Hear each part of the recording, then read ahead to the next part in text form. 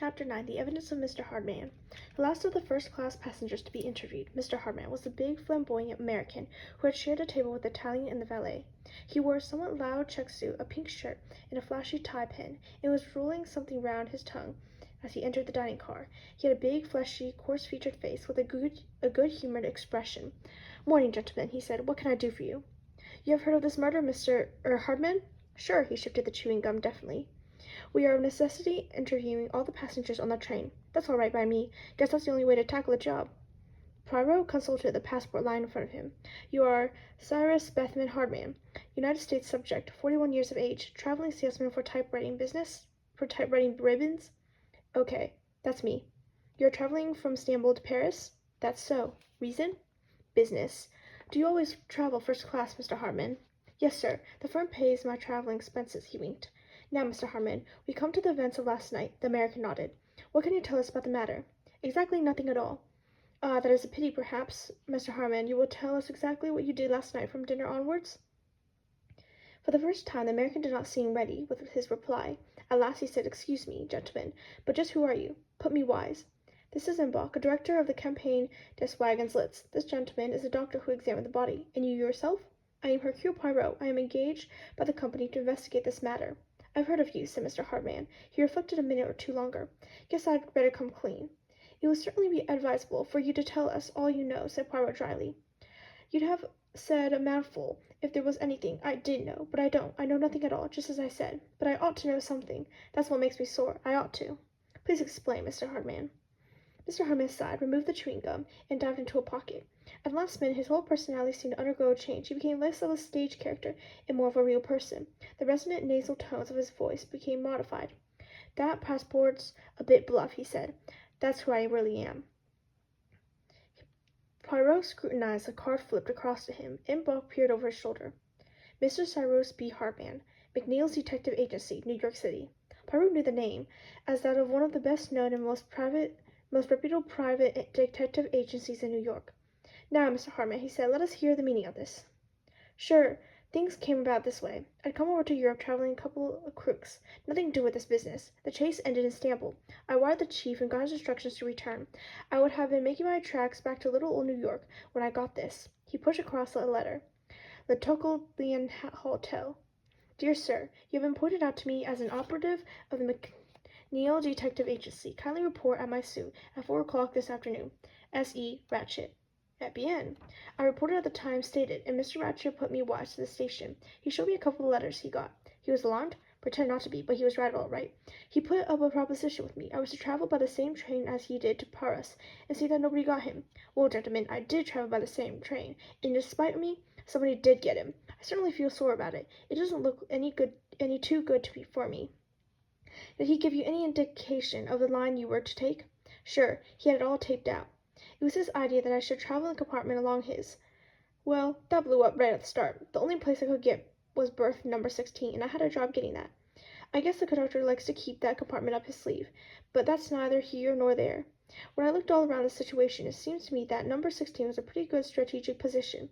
There was only the dining car in front of the Istanbul sleeping car, and the door onto the platform at the front end was barred at night. The only way a thug could come from through the rear end door to the platform, or along the train from the rear, and in either case he'd have to pass right by my compartment. You had no idea, I suppose, of the identity of the possible assailant?" "Well, I knew what he looked like. Mr. Ratchet described him to me." "What?"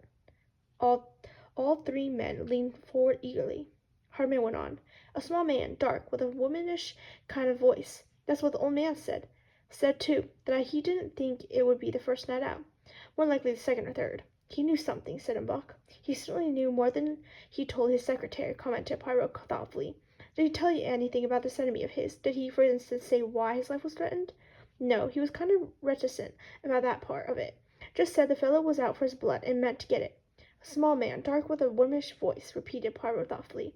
Then, fixing a sharp glance at Hardman, he asked, "You know who he really was, of course?" "Which Mr.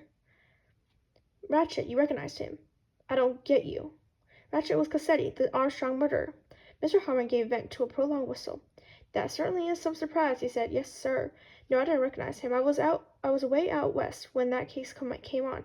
I suppose I saw photos of him in the papers, but I wouldn't recognize my own mother when a newspaper photographer got through with her. Well, I don't doubt that a few people had it in for Cassetti all right.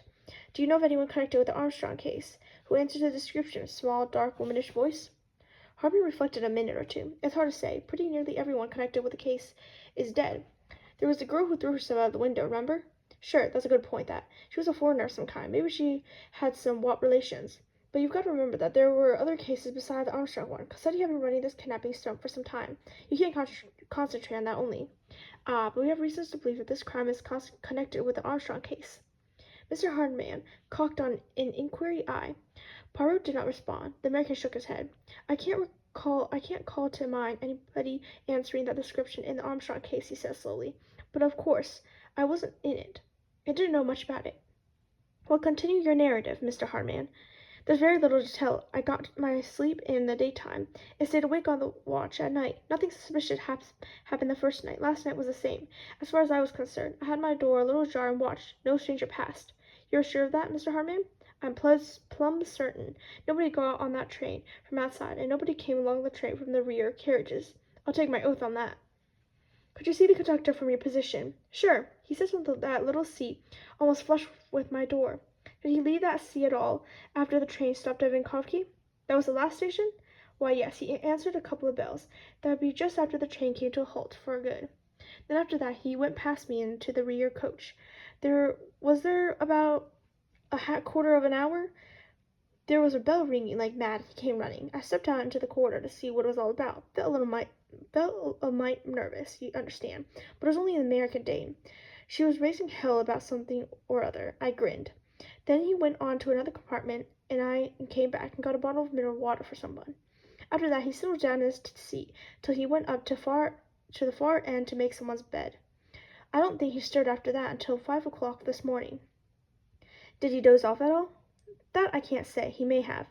Poirot nodded. Automatically his hand straightened the papers on the table. He picked up the official card once more. Be so good as just to initial this, he said. The other complied. There's no one, I suppose, who can confirm your story of your identity, Mr. Hardman? On this train? Well, not exactly, unless it might be young McQueen. I know him well enough. I've seen him in his father's office in New York. But that's not to say he'll remember me from a crowd of other operators. No, Mr. Poirot, you'll have to wait in Cable, New York, when the snow lets up. But it's okay. I'm not telling the tale. Well, so long, gentlemen. Pleased to have met you, Mr. Poirot. Poirot proffered his cigarette case. Perhaps you prefer a pipe? Not me, he helped himself. Then strode briskly off. The three men looked at each other. You think he's genuine? Asked Dr. Constantine. Yes, I know the type. Besides, it is a story that would be very easy to disprove. He has given a piece of interesting evidence, said Embach. Yes, indeed. A small man, dark, with a high-pitched voice, said Embach thoughtfully. A description which applies to no one on the train, said Poirot.